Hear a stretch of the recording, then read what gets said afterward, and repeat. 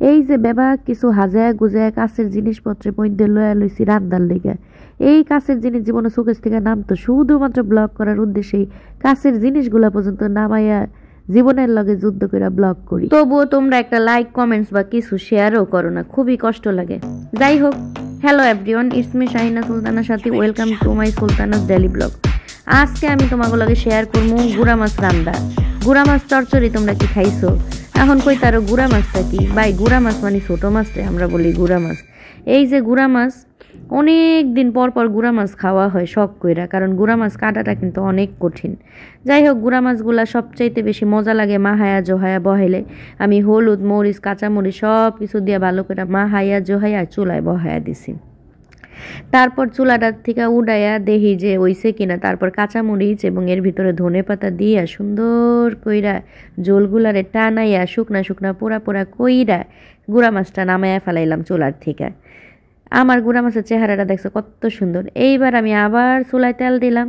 এবার আমি কলিজা বোনা করবো। কথায় আছে কলিজা বোনা কইরা দিলেও গার্লফ্রেন্ড বয়ফ্রেন্ডকে মন পাওয়া যায় না। যাই হোক, প্রথমেই চুলায় ফোড়ন দিয়ে নিলাম মশলাগুলোর। তারপরে পেঁয়াজ কুচি, আদা কুচি, রসুন, কাঁচামরিচ, টমেটো কুচি এগুলা দিয়ে ভালো করে নাইরা বাইজা বাইজা নিলাম। তারপর কাঁচা লঙ্কা বাটা দিলাম, হলুদ গুঁড়া, ধনিয়া গুঁড়া, মরিচ গুঁড়া দিয়া আদা রসুন দিয়া ভালো কইরা কষাইতে হইব কিছুক্ষণ ভালো কইরা। এমনি হইলো যে কলিজাটা সবাই খায় না, আমারও ভাল লাগে না কলিজা খাইতে।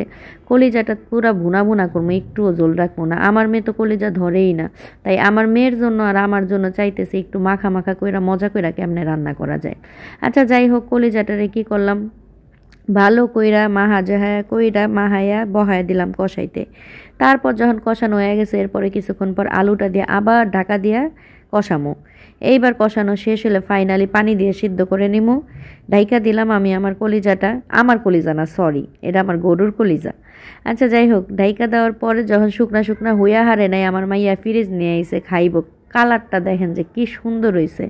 যাক, ফাইনালি রান্নাবান্না শেষে খাইতে বইসা পড়লাম। লগে একটা বোম্বাই মরিচ নিয়ে নিলাম। বোম্বাই মরিচটা নিয়ে গুড়া মাছ চচ্চড়ি দিয়া বাই মাইখা মাইখা খাইতে যে কি স্বাদ লাগছে, বড্ড হোয়াদ লাগছে, বুঝছেন? অনেক মজা, অনেক মজা। গুড়া মাছ কাটার বয়াই না খাই না, কিন্তু মাঝে মাঝে যে খাই এত মজা লাগে। তো ফাইনালি গুড়া মাছ দিয়ে খাওয়ার পরে নিলাম টমেটোর সালাদ, দেন সেই আপনার কলিজা বোনা নিলাম। কলিজা বোনা নিয়ে লেবুরে চটকাইয়া ভালো কইরা, তারপরে ভালো কইরা আলুগুলারে চটকাইয়া কলিজা দিয়া ভাতগুলারে সুন্দর করে মাইখা মাইখা খাইতাছি। বিশ্বাস করবেন খুবই মজা হয়েছে।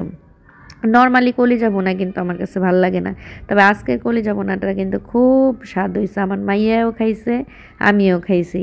ঠিক আছে, আমাদের মেয়েদের কিন্তু বেশিরভাগ সমস্যা হইলো যে হিমোগ্লোবিনের অভাব। এই যে আমরা কলিজা খাইতে চাই না, সেটা গরুর কলিজা হোক আর মুরগির কলিজা হোক।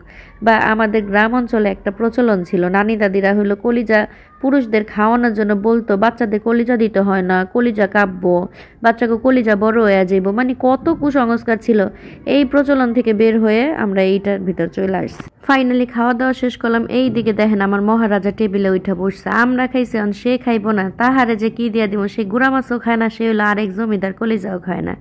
যাই হোক, তার জন্য আবার মাছ বাইর করে মাছ খাওয়াইতে হইব। এই হইলো যে দিন। তো আজকের মতো ভিডিওটা এখানেই। Like comment share please. Tata, bye bye, have fun, খোদা হাফেজ।